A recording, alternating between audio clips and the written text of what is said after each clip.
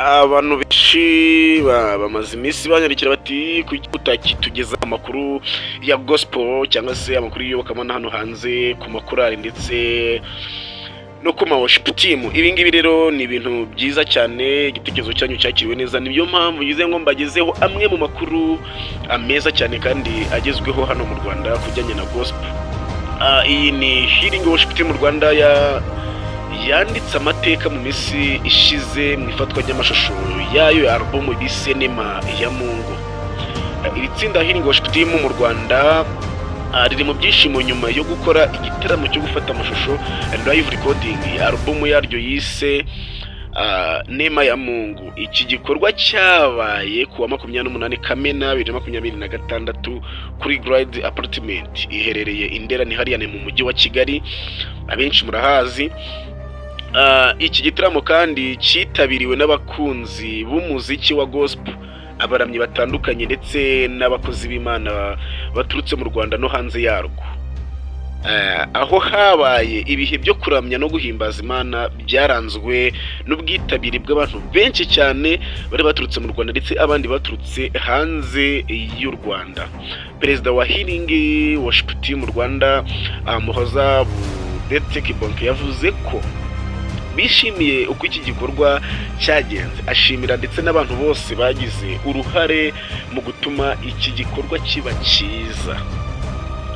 Uyu nguyu perezida wa Healing Worship Rwanda yavuze muri aya magambo agira ati, twishimiye cyane uburyo igitaramo cyagenze, turashimira ndetse buri wese witabiriye, turashimira amatsinda, turashimira n'abaramyi twafatanyije ndetse n'abashitsi baturutse muri Kenya na Tanzania. Ibi byose byaduteye imbaraga zo gukomeza umurimo w'Imana yaduhamagariye. Ayo namwe mu magambo uyu muyobozi wa Healing Worship Team mu Rwanda yakoresheje arimo gushimira abantu bari bitabiriye iki gikorwa cyangwa se iki gitaramo cyo gushyira hanze amashusho yabo ya album cyasha bise Nema ya Mungu. Yavuze kandi ko Apostle Sebagabo Christopher ari we wari umushyitsi mukuru muri iki gitaramo.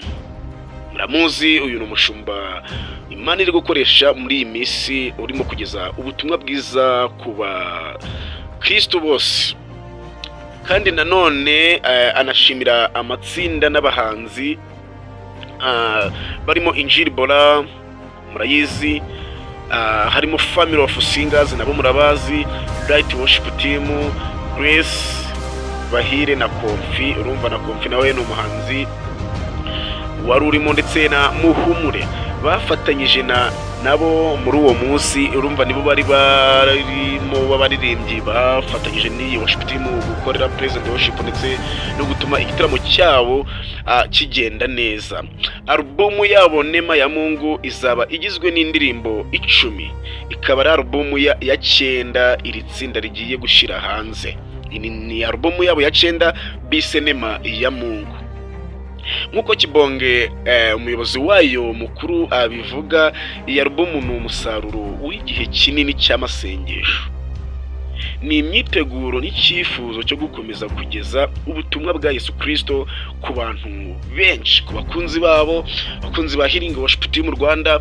Murabizi neza ko bafite indirimbo zabo zikora ku mitima ya benshi, ndetse mwibuka n'indirimbo zabo za kera na n'ubu ngubu zigikora ku mitima y'abantu benshi. Kuri album yabo, guhera kuri album yabo ya mbere antiri no kuri iyi ngiyi bivuga ngo izi ndirimbo rero uko ari 10 nazo dutegereje kugira ngo tumenye ngo zimeze ute, ariko uko byagenda kose cyizere kirari ko ari indirimbo zifite amafuta kandi zizahindura imitima ya benshi. Ukurikije n'indirimbo zabo za mbere uburyo zifite amavuta, na n'ubu ngubu zigikora umurimo ukomeye cyane.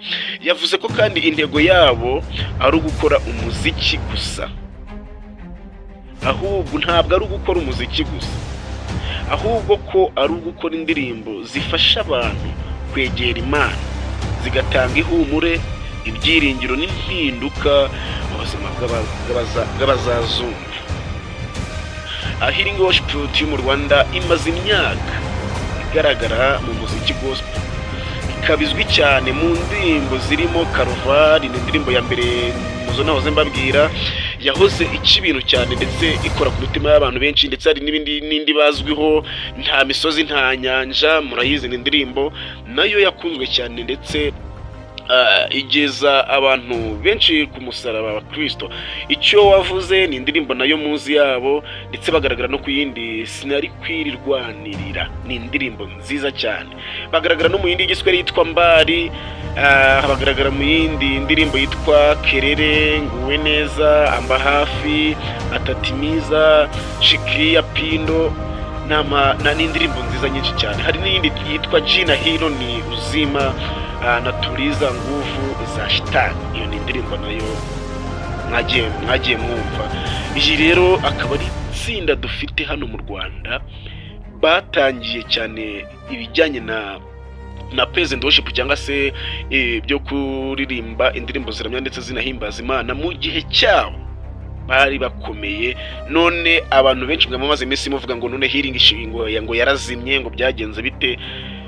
Kuri alubumu zabo 9 bateguye ya 10 ariyo ndi kubabwira ngo muyitege, yitwa Neema ya Mungu. Aba baramye rwose baratunguranye.